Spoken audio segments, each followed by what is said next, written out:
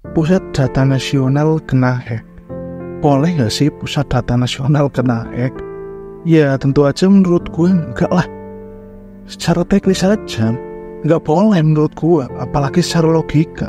Kenapa gue bilang gak boleh? Ya karena di situ tuh ada data-data negara, mungkin rahasia negara juga, seperti data-data orang ataupun kependudukan dan data-data sejenisnya. Jadi sayang banget menurut gue 700M yang dipakai buat ngebangun ini semua nantinya harus diperiksa KPK. Enggak ding.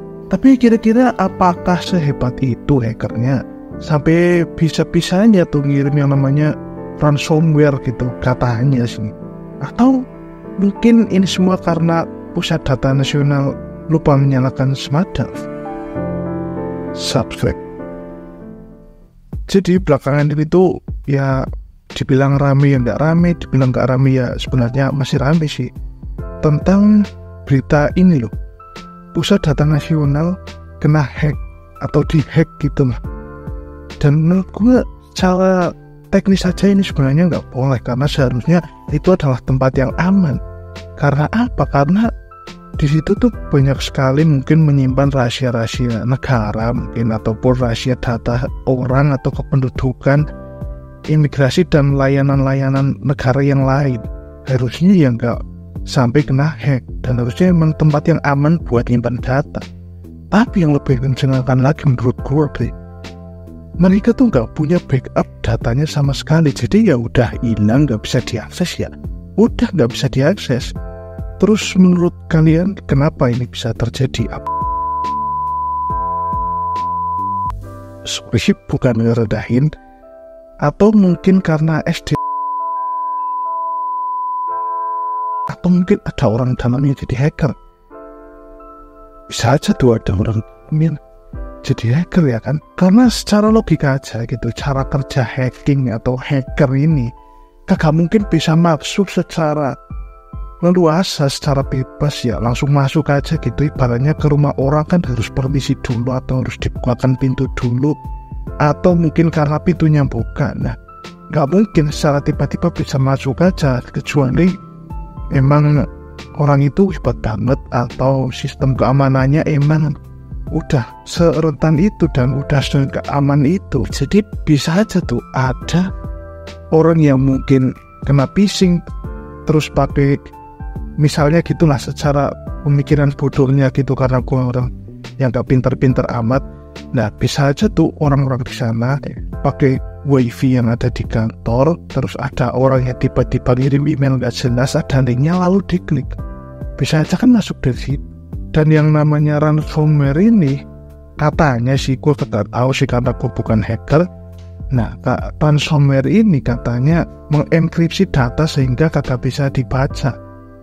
Ya, wajar aja sih kalau sampai pemerintah harus menyerah gitu. Dan lagian sih, ngapain data seperti itu, data pemerintah, data penduduk, apalagi sampai kalau rahasia negara, kagak ada backupnya sama sekali. Menurut gue sangat-sangat disayangkan banget sih. Dan tentu saja menurut gue ini sangat tidak sesuai dengan visi digitalisasi kita. Penyebab yang lainnya mungkin menurut gue ya, ada orang-orang yang emang kagak paham tentang IT, kayak tentang teknologi dan keamanan, cyber security dan lain-lain yang ada di sana gitu. Gue gak ngeremehin, gue kagak bisa, tapi mungkin aja begitu. Dan gak bisa dipungkiri memang mencari kerja di Indonesia itu sangat sulit, beda dengan di luar negeri. Kalau di luar negeri orang-orang itu sangat mengutamakan yang namanya skill, kemampuan, dan lain-lain. Kalau di Indonesia yang penting ya ijazahnya aja. Eskom bisa kerja di bidang programming, jaringan, dan lain-lain. Kalau di luar negeri mah skillnya dulu, masalah ijazah nomor 2 atau nomor 25 gitu. Tapi ya menurut gue ada yang lebih di luar nomor lagi gitu, yaitu klarifikasi dari mereka, orang-orang yang seharusnya memang berkecimpung dan mengurusi bidang ini gitu. Mereka malah seakan-akan mencari pembelaan, bukannya melawan, mencari solusi, malah mereka melakukan pembelaan. Dan itu menurut gue sangat-sangat disayangkan. Dan gue kali ini agak sangat-sangat setuju sih dengan DPR. bukan maksudnya kemarin gak setuju ya, tapi emang kayaknya makin kesini itu DPR makin sejalan dengan pemikiran rakyat gitu. Entah yang kemarin marah-marah ke Pak Menteri Pendidikan, terus marah-marah ke Kominfo, ya itu benar-benar menurut gue mewakili suara masyarakat saat ini. Ya walaupun memang masih ada beberapa orang-orang yang ada di DPR sana yang memang menurut gue sangat why gitu. Nah lalu menurut gue itu harus gimana gitu ya biar ini kedepannya gak kayak gini terus ada solusinya gitu. Dan ini saran dari gue sih, menurut gue ya kasihlah kesempatan buat anak-anak muda yang emang berminat dan bisa terus di bidang itu dan tertarik di bidang itu buat mencoba gitulah. Jangan orang-orang tua terus gitu. Lagian menurut gue kenapa sih yang bekerja atau yang ya mohon maaf ini yang jadi menteri atau jadi pejabat-pejabat di sana itu malah orang yang basicnya bukan dari IT. Harusnya kan yang dari IT yang bekerja di sana, yang terjun ke sana. Jadi kalau ada apa-apa ya mereka paham, ditanya ini ya mereka paham gitu. Malah bukannya orang dari jalur yang lain. Dan menurut gue juga ya makin kesini kayaknya kita harus mengembalikan sistem yang dulu deh. Bukan kembali ke penjajahan maksudnya ya, tapi kembali ke sistem yang dulu di mana ngumpulin berkas-berkas fisik seperti fotokopi. Menurut gue itu jauh lebih worth it daripada kena hack-hack kayak gini gitu ya. Kalau misalnya belum mau menggandeng anak muda atau orang-orang yang masih muda yang emang minat tapi secara pendidikan ijazahnya belum nyampe ke sana, ya gak apa-apa sih. Yang penting ya ini buat jadi pelajaran aja. Kedepannya menurut gue harus di backup lah, minimal ada 2 backup atau 3 backup, karena ini data yang sangat-sangat penting. Ya mungkin datanya itu gak penting-penting amat gitu ya, bukan gak berharga amat, tapi secara ya gimana ya kalau dilihat luar negeri ngelihat gitu ya, masa data-data negara bocor karena hal yang sepele, karena keamanannya nggak aman gitu, karena nggak nyalain SmartDAV atau Windows Defender ataupun nggak ada backupnya kan sangat-sangat disayangkan banget gitu. Lagian menurut gua ini terjadi ya karena nggak lain sih, bukan penyebabnya ya karena phishing aja, murni karena phishing menurut gua sih.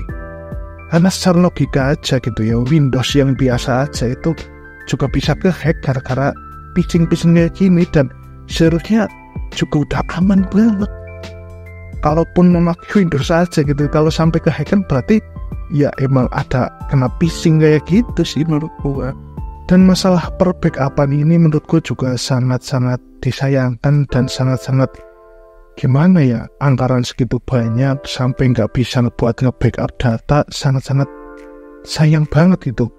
Nabung gua aja gitu yang YouTuber pemula maksudnya dengan 300 subscriber gua aja gua masih nge-backup video-video lama gua. YouTuber yang lain yang udah besar aja, yang budgetnya mungkin gak sampai bermiliar-miliaran, ratusan juta juga enggak, mereka juga nge-backup video-video mereka. Nah kok ini dengan gampangnya gak ada backup. Dan tentu saja menurut gue ini sangat tidak sesuai dengan visi digitalisasi kita.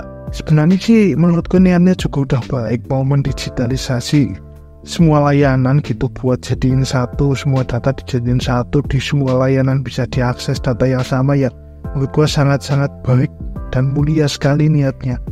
Tapi yang sangat disayangkan cuma itu aja sih menurut gue. Oke, mungkin itu aja video kali ini.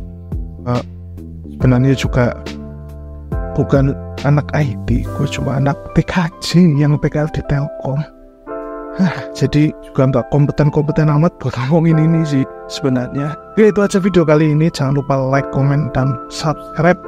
Jangan lupa dapat gue juga di kolom komentar, dan bila kalian punya saran gue harus bahas apa, silakan drop di kolom komentar, karena gue juga bingung kenapa video gue akhir-akhir ini yang nonton sedikit. Ya karena gue jarang upload sih. Mungkin itu aja. Gue Ferdiantos, sampai jumpa di video berikutnya.